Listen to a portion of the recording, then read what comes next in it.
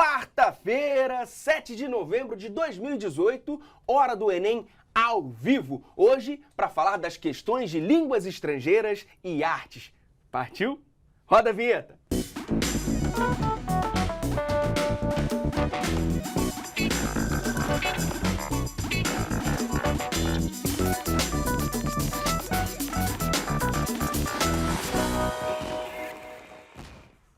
Hora do Enem ao vivo começou e pronto para continuar a análise da prova do último domingo. Você está preparado? A gente começa com línguas estrangeiras. Comigo, os professores Daniel Sanches, de língua inglesa, e Adriana Ramos, de língua espanhola. Professores, muito obrigado pela presença. É isso, é um prazer. Sempre. Esse prazer é nosso.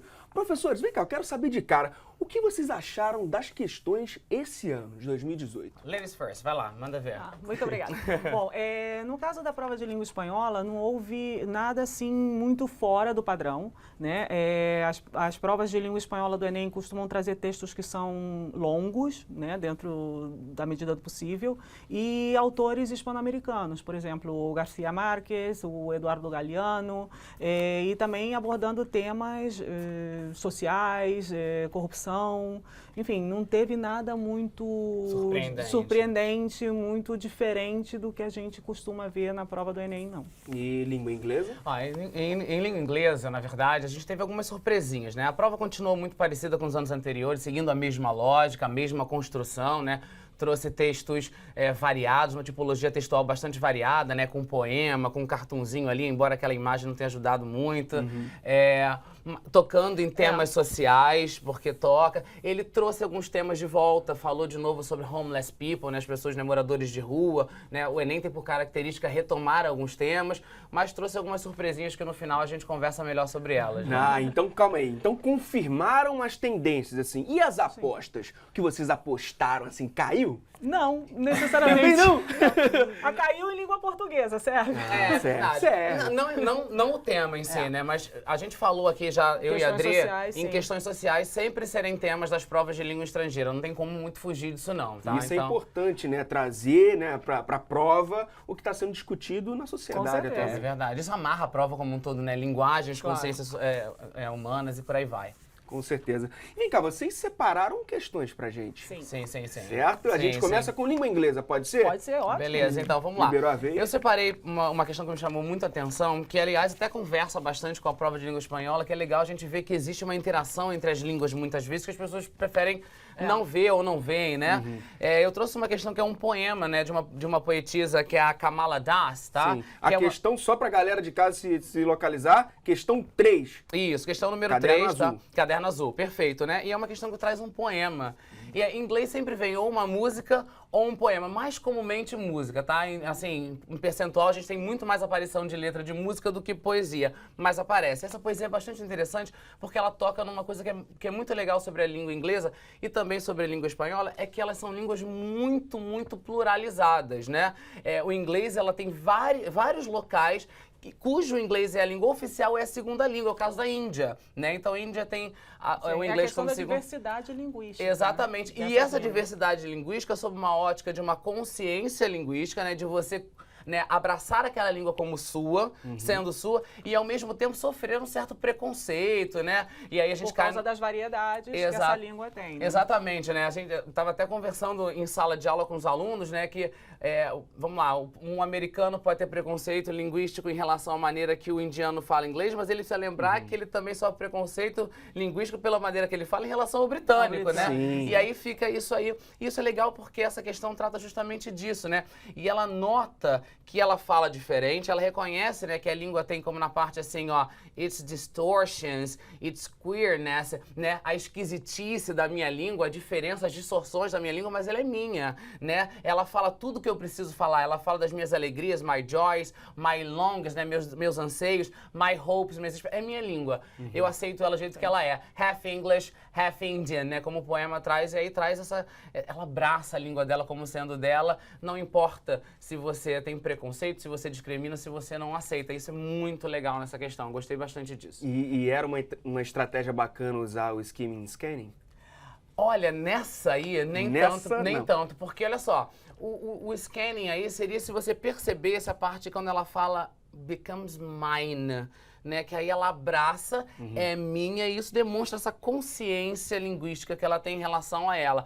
Mas essas duas técnicas aí que você mencionou são muito mais interessantes em textos mais compridos, em que você consegue pescar com skimming a ideia inteira e com scanning você consegue... Exatamente o que você quer. Exatamente, isso aí. Esse é um poeminha curtinho, dá pra você pegar a ideia toda dele. Bacana. Língua espanhola, professora, qual Então, foi a questão? em língua espanhola foi a questão número 4, né, do Caderno Azul, que trata também dessa possibilidade de diversidade linguística. Mas no caso da língua espanhola, sequer é uma diversidade linguística entre os países de língua espanhola, mas sim é uma notícia sobre como gerir a diversidade linguística na sala de aula dentro da Catalunha. E a gente sabe que a Catalunha, por exemplo, ela tem duas línguas, né, o catalão e o espanhol, e eles estão em um processo de tentar a independência e tem a língua catalã como uma base forte, um argumento forte de por que eles precisam também ser independentes da Espanha. Mas o mais interessante é que, ao contrário do que a gente possa pensar, não, eles querem ficar lá fechadinhos no mundo deles e só falar o catalão e abolir o espanhol, mas não é verdade, porque são todos bilíngues. Mas, ao mesmo tempo, a gente vê no texto que nas escolas da Catalunha, eles também, além de aprenderem, né, o catalão e o espanhol, eles também ensinam outras línguas, como o português, o francês, o inglês, né? E é interessante ver no texto porque eles tratam justamente disso. Eles apresentam essa diversidade de idiomas e apresentam como uma riqueza. Ou seja, quanto mais línguas eu falar, melhor, inclusive, para a minha língua materna. Né? Então, era uma questão que trazia essa pergunta sobre como administrar essas variedades linguísticas em sala de aula, porque você tem alunos que falam muitas línguas, e isso, ao contrário de ser prejudicial, ele é bom. Né? Eu gostei bastante também dessa questão, no sentido de que fomenta a questão de que você tem que aprender idiomas, você tem que aprender línguas. Valoriza a língua estrangeira, isso é muito legal, né? E a língua estrangeira tem uma prova do Enem, né? Principalmente a parte de inglês, aí a Adris pode dizer se isso é verdade também em espanhol. O inglês é tema de si próprio. Sim. Já não é a primeira vez que a língua inglesa ela é tema da própria prova de língua inglesa. Já tem uma metalinguagem muito forte, ou seja, a gente está valorizando a língua estrangeira, seja inglês, seja espanhol. É importante para as pessoas, é importante para todos nós. Né? E atualmente há um movimento muito interessante de se tratar as línguas estrangeiras, sequer como línguas estrangeiras, mas como línguas adicionais. Exatamente. Ou seja, não é estrangeiro porque é do outro, ela é uma língua adicional porque ela acrescenta conhecimento. E te dá acesso a mais outros conhecimentos. A outras culturas, a outros conhecimentos, então... Pensando no crescimento Claro. do intelecto, né? Mais que isso, de você abrir a mente para outras culturas, para outras realidades, para outras línguas, para inclusive entender a sua própria. Exatamente, compreender a sua cultura através de outros, né? Agora vem cá, como estratégia de estudo, é melhor treinar a língua estrangeira com textos clássicos ou jornalísticos?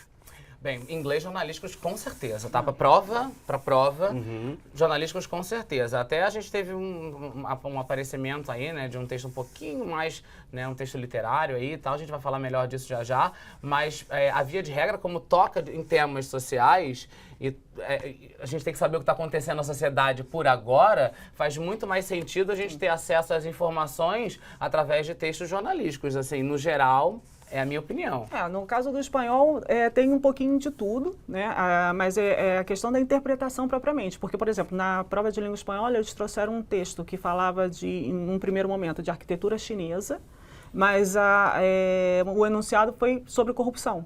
Então, se a pessoa partir só do título, a arquitetura chinesa, e como eles construíram um arranha-céu em pouco tempo, aí você diz, bom, o que isso tem a ver com a questão do enunciado? Então, não necessariamente você precisa estar em contato com textos jornalísticos, mas sim ter a capacidade de interpretar o que o enunciado está te perguntando. Mas o espanhol tem mais isso, né? O Galeano aparece. Muito, aparece Galeano, aparece Garcia Marques. Em inglês não tem muito disso, ou aparece alguma canção clássica também, é mais comum no caso do espanhol. São muitos autores. Agora, o professor Daniel falou que tiveram novidades ali, né, e tal. Você trouxe uma questão, né? Trouxe. Antes de falar da questão, eu vou falar uma coisa rapidinho. Sim. Não foi só essa questão que foi novidade. Uma outra questão, né, se o pessoal em casa tá com a prova, pode olhar, teve uma questão que trouxe dois textos. Dois textos foram trazidos para interagirem. Isso não é uma coisa comum na prova de língua inglesa, tá? Isso é uma das novidades. E a outra novidade que eu queria falar, que é incomum, é que a prova de língua inglesa traga um texto literário de um autor, de autoria importante para a literatura, que é o caso do George Orwell. Está na questão, Lange? É a questão que questão 5? Isso, questão 5 aí do Questão caderno 5. azul que a gente está usando, não é isso? Isso. E é uma questão que trouxe um pedacinho, né, um excerpt, né, um pedacinho do livro, né, desse romance. E que esse romance, na verdade, é interessante pra gente aqui do Brasil, né? Porque a gente é muito ligado a um programa, né, de TV e tal, que nasceu a partir desse livro, né? Que esse livro fala do grande irmão, Big Brother, que via tudo, né? Porque é um texto que fala sobre Estado totalitário e tal. E essa questão, ela é muito interessante, não só porque ela trouxe um tema que a língua inglesa ainda não tinha tratado, que é a questão do Estado totalitário, tá legal? Apesar de ser um tema social, mas ainda não tinha tocado. Pelo menos não que eu me lembre, e ao mesmo tempo é um texto literário, né? Não é um artigo de jornal, não é um cartoon, não é um comic strip, nada disso. Então foi uma surpresa. E trazer um autor de relevância, que o Galeano tá aí sempre aparecendo, mas trazer o George Orwell é dizer assim, não, peraí, a prova de língua inglesa tá esperando de você um pouquinho mais de repertório. Sim. Né? Se você conhecesse esse livro, né, 1984, se você soubesse um pouquinho mais sobre ele, você já leria esse texto pensando, peraí, esse texto fala desse tema. Então você já iria para a questão um pouquinho mais bem preparado para isso. Muito embora, Lange, na minha opinião, o tchan dessa questão da descoberta estava na própria língua inglesa, na parte em que você tem assim lá embaixo, ó. We the party control all records and we control all memories. Then we control the past. Do we not? Então a palavra control, records and memories eram as palavras mais importantes aliadas ao teu repertório, né, para você chegar na resposta sem ser confundido aí pelos distratores, que é a função deles aí. Agora, professora Adriana, você também separou uma questão. Não, eu separei uma questão também, porque me chamou muito a atenção por dois motivos. No caso do caderno azul, ela foi logo a primeira questão. E ela veio muito forte, porque é um fragmento do Crônica de uma Morte Anunciada, do Garcia Marques, que é um autor recorrente nas provas do Enem. Mas a questão aqui é como eles abordaram o enunciado, o que eles estavam pedindo aqui, porque não foi necessariamente uma questão de interpretação do texto, do que estava acontecendo, mas sim de uma expressão específica e uma expressão de uso pouco corrente. Ou seja, mesmo quem tenha estudado espanhol, mesmo quem conheça a língua, provavelmente aqui, quando ele perguntava sobre augurio aciago, aí você diz assim, opa, o que é isso aqui? Né? Porque as pessoas normalmente não tem conhecimento do que pode ser, não havia divertido nenhum augurio aciago nesses dois sonhos de seu filho. Aí você diz assim, bom, por onde eu começo para tentar chegar o que seria um augúrio? O que seria aciago? O que ele faz? Então, ele tem que partir das opções, ele vai por eliminação, no sentido de que ele parte das opções que ele tem de resposta para tentar, dentro do texto, ver a que essa expressão pode remeter. Né? Aí ele vai ter que ter toda uma interpretação do que é essa expressão dentro de todo esse fragmento. E aí que é legal a gente falar, né, que a importância da língua portuguesa no enunciado e nas opções para poder você voltar ao texto. Voltar e resolver a questão. Até digo que é melhor. Aí. E foi, mas assim, desculpa o tempo, a gente não tem tanto, mas foi uma prova bonita, vocês gostaram, foi uma prova linda, né? Fiquei muito surpreso positivamente sobre essa Queria agradecer, professores, obrigado mesmo, viu? Votem sempre. Continuamos com o Raio-X do Enem 2018. Agora a gente fala de arte com a professora Malu Costa. Malu, muito obrigado pela presença. Obrigada, Lândia. Professora, vamos lá. Quais foram as primeiras impressões ou as impressões da prova de arte, das questões de arte? Então, a prova desse ano, ela veio com menos questões de arte, referente à prova do ano passado, mas ainda assim são 5 questões. Então, o candidato tem que estar ligado, não pode passar por artes sem saber, né? Então, tem um peso, exatamente, tem um peso aí. As questões mantêm um padrão, né? Então, eu tenho questões que juntam o texto e a imagem, eu tenho questões que fazem parte da análise da imagem, né? Observar a legenda, observar o enunciado, observar a própria imagem. E também questões conceituais, que o aluno tinha que ter um pouquinho de conhecimento a respeito daquela questão, a respeito daquele movimento. Então, ela segue um padrão, assim. E vale lembrar que o conteúdo de arte não se limita às questões de arte.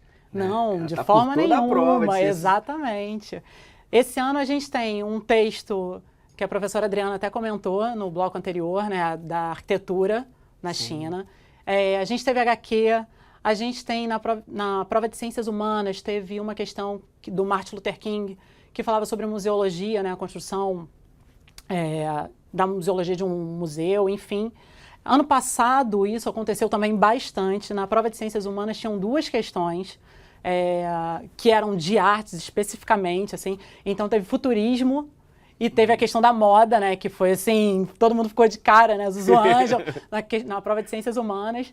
Então, tem artes para todo lado, assim. Não acaba a prova de linguagem e fala, ih, acabou a arte. Não, continua atento. Você achou que a prova estava mais interdisciplinar esse ano? Eu acho que sim. Eu acho que sim. E eu acho que ela vem seguindo essa tendência, né? As matérias conversando entre si, né? Você tendo que ficar atento ao que aquilo está perguntando, não ter o preconceito de, mas eu estou numa prova e o conteúdo devia ser esse, não aquele. Então, eu acho que isso é uma tendência forte dentro do Enem, assim, e ela segue isso. Show de bola. Vamos ver a primeira questão que você separou pra gente? Pode ser? Vamos, claro. Vamos lá. É a questão 11? É a questão 11. Do que caderno é azul. Isso, do caderno azul. A questão 11 do caderno azul é body art. É uma artista portuguesa. A gente tinha comentado até isso na revisão, né? Sim. O que pode aparecer? Então, a gente tinha falado das artistas mulheres, assim, porque fazem parte... Né? Exatamente, faz parte... É um grupo menor, né? Enfim, a gente tinha falado sobre isso. E aqui a gente tem a Helena Almeida, que é uma artista portuguesa que trabalha com body art. Body art é um movimento que faz parte da contemporaneidade, né? É quando o artista vai usar o próprio corpo como suporte. E aí é incrível, porque o nosso corpo ele tem 1000 possibilidades. Então, pode ser a performance, pode ser a própria body art. A gente só vê a fotografia ali na da questão, fotografia, né? Exatamente, que é só pela exposição. Enfim, o body art foi um tema polêmico, né, recentemente, Sim. Pela questão do nu lá, da exposição que criou polêmica por causa do homem que aparecia nu, mas faz parte do nosso tempo, assim, né? Então, a gente não pode fechar o olho. E o Enem cobra muito arte contemporânea. E é comum aparecer body art. Já apareceu a Marina Abramovic, Sim. que é uma artista da performance que usa muito o próprio corpo, né? A gente tem a Lydia Clark, que também vira e mexe aparece na prova do Enem. Então, o aluno tem que estar ligado, né? Em questões como essa daqui. Sempre cai, né? Já são Exatamente. E essa é uma questão importante para que o aluno tenha um pouquinho de conhecimento a respeito do que é body art. Só observar a figura, né? Só fazer a leitura do primeiro texto, que é uma coisa que eu sempre chamo a atenção, né? Vem escrito o texto 1 e é uma imagem. Fazer essa primeira leitura da obra e só ler o texto não garante uma resposta correta. Então, é bom... Precisa de uma bagagem. Uma bagagem, exatamente. É importante que o aluno saiba um pouco desse conteúdo. Bacana. E o Enem cobra mais arte contemporânea ou arte moderna?